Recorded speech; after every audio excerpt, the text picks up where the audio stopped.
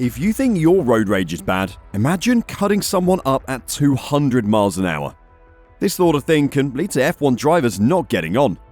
Fernando Alonso and Lewis Hamilton are two drivers who have really hated each other in the past, even when they were teammates. Do these two F1 legends still hate each other today, even after more than 15 years driving against each other? To understand this beef, we've got to rewind to 2007.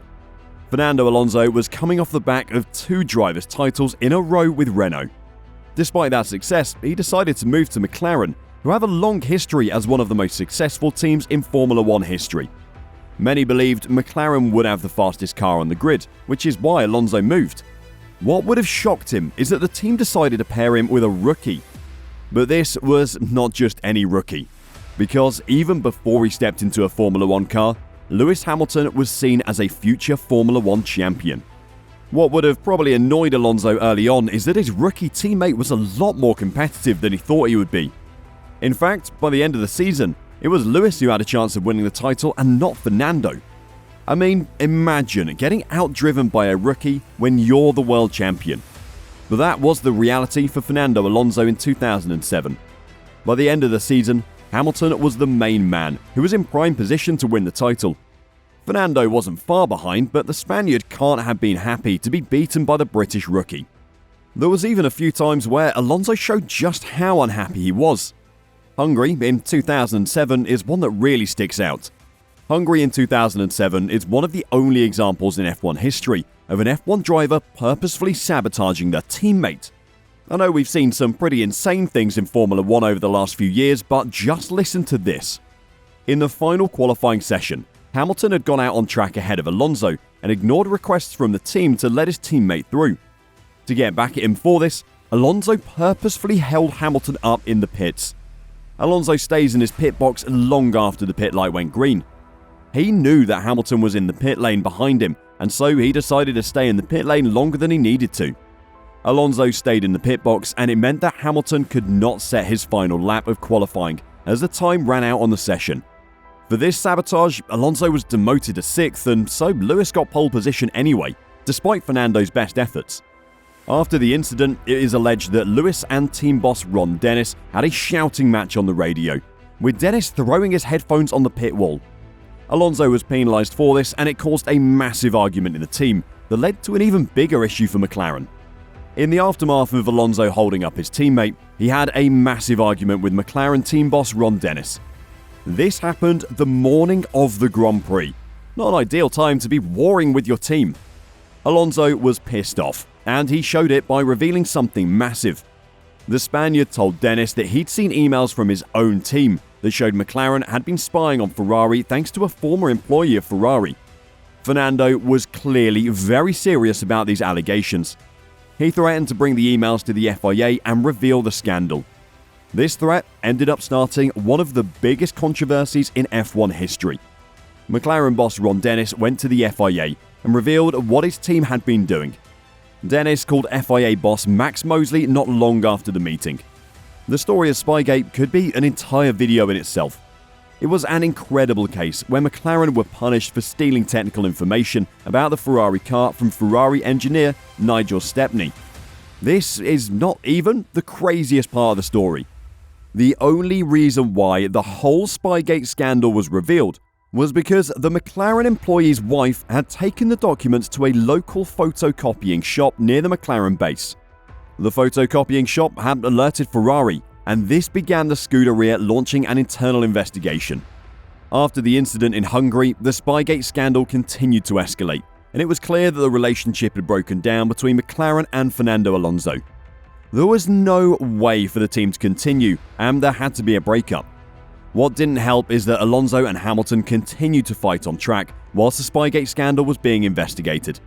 In Spa, Alonso veered across the track and forced Hamilton to run off the circuit to avoid an accident. At the first corner, Alonso veers to the edge of the track, completely ignoring his teammate on the outside of him. If Lewis hadn't swerved off the track, the two would have collided and likely ended their races. This is the exact opposite thing that McLaren needed the same week they were excluded from the Constructors' Championship. The announcement finally came 2 weeks before the season finale in Brazil. Alonso announced that he would be returning to Renault for 2008, after just a single season with McLaren. In Brazil, the Alonso-Hamilton partnership ended about as badly as it could. Both drivers still had a chance of winning the title, but Hamilton could only finish 7th and Alonso 3rd. This handed the title to Kimi Raikkonen, with both McLaren drivers missing out by just 1 point. I mean, it really is the perfect representation of the Hamilton-Alonso partnership. Phenomenal in theory, but falling just short in reality.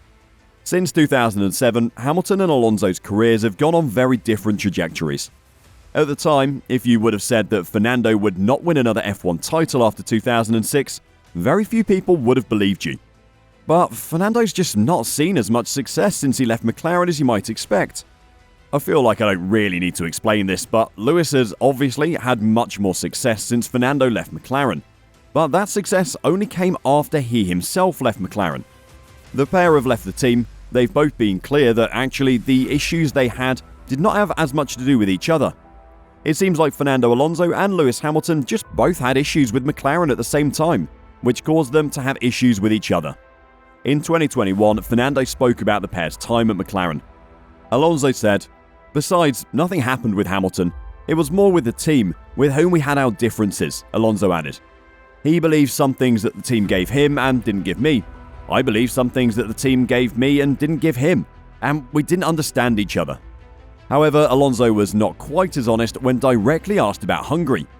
When asked about exactly what happened in that qualifying session, Alonso said, "Nothing." I think nothing is a bit of a lie. It is one of the craziest moments between teammates in F1 history. Alonso added, "I changed the tyres and I almost didn't have time. I crossed the line with 1 second.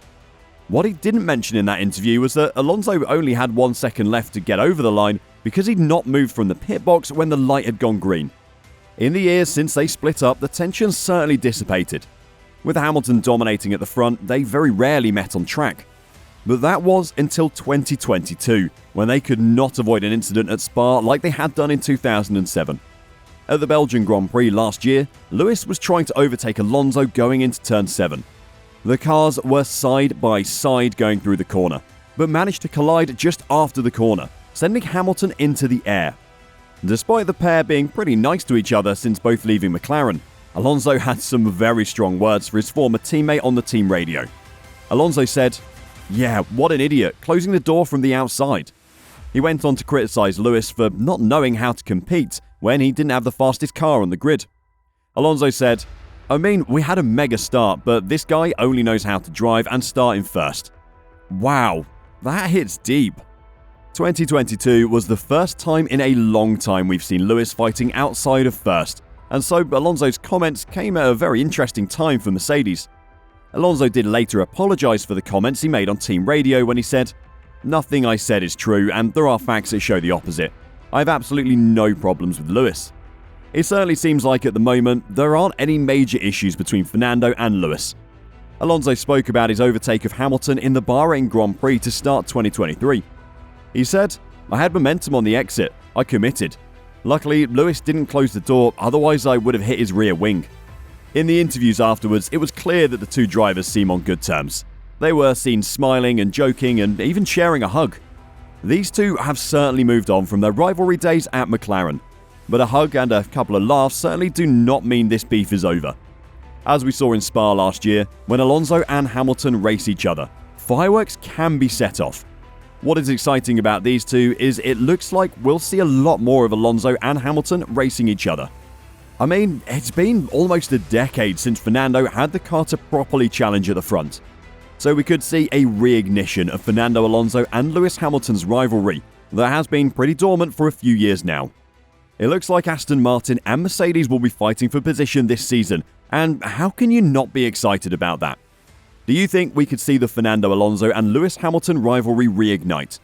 Why not put your thoughts in the comments below?